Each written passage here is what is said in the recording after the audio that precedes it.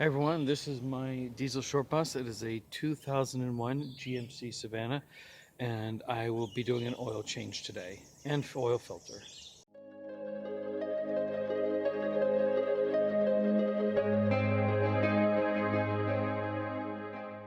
Alright, this is the oil filter that I'll need to change, and also this is the oil plug that I'm going to remove to let everything drain out.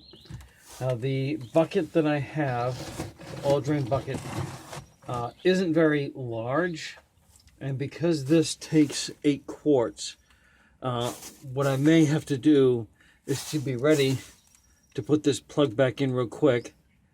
And let me tilt this down so you can see the bucket. This is the bucket I have, and I'll have to empty this and then let this finish draining out.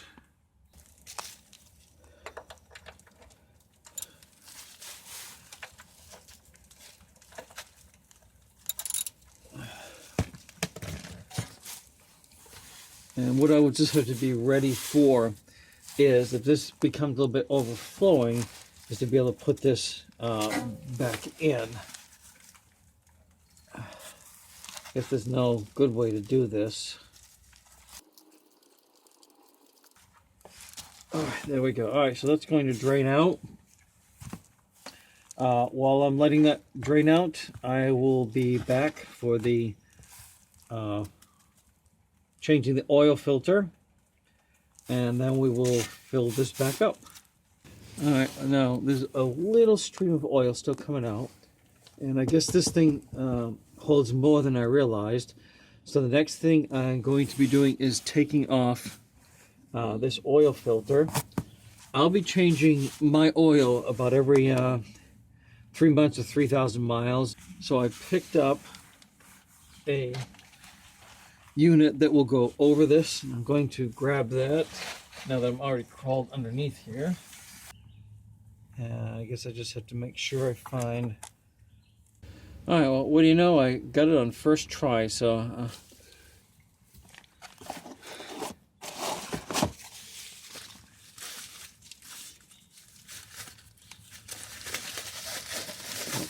one of the videos I was watching was recommending getting dishwashing gloves, which come down a lot further, which would certainly be a lot better than this setup.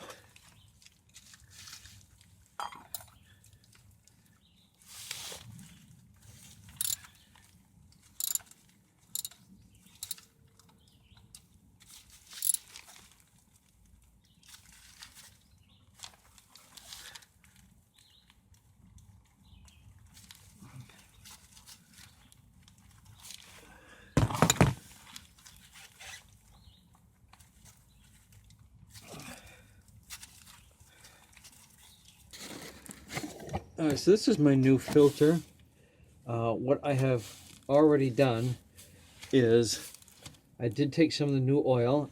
This was it was taught to me, one, by my dad, and also just confirmed again in the video. Just put new oil right around the seal, and I put some on the threading inside. So we're going to put this on. And from what I understand, most of the time it can just be hand tightened. I'm going to make it a little more snug with that device that I have once I get all the oil, unfortunately, off of it.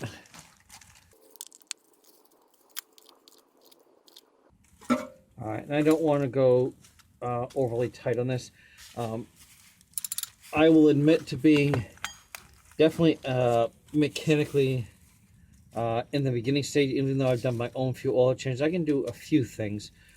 But of course, what I'll need to do is to check underneath, make sure there are no oil leaks once I start it up. What I am going to do is, I guess this is pretty much all set for the oil coming out, draining out. It's been about, actually, maybe I want to say 15 minutes or so, and there's just like drop, drop, drop, drop. It is on the bolt itself. I did take a cloth and just went reverse on the threads to make sure there's no pieces or filings or dirt left in that.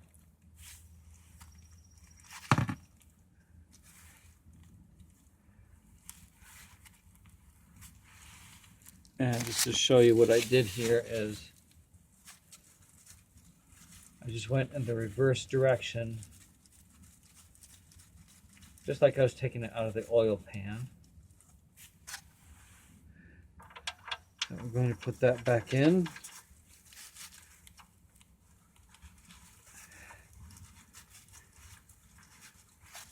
It is also recommended that on something like this you use a torque wrench, which I do not have.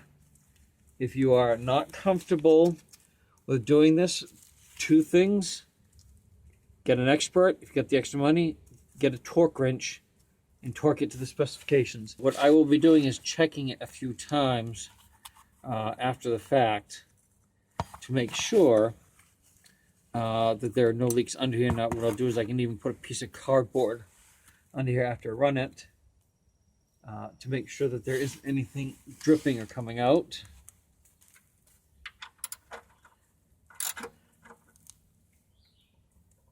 All right, I'm just gonna one good snug on that. And the next thing to do will be to fill the oil back up. All right, the last thing that I'm going to do is I take a cloth, I put like a little Windex or something on it, and I'm just going to wipe down this area here where some of the oil dripped, and this, to try and make sure there's no false readings under here. I will still check it at least several times after the fact to make sure that there is no dripping oil.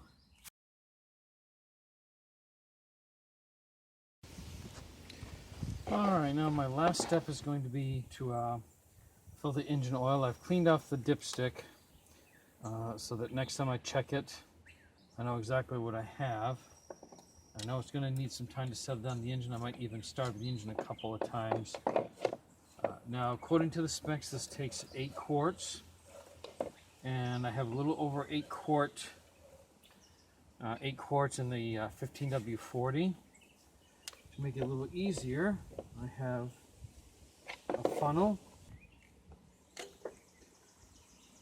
Guess that's going to stay on pretty snug.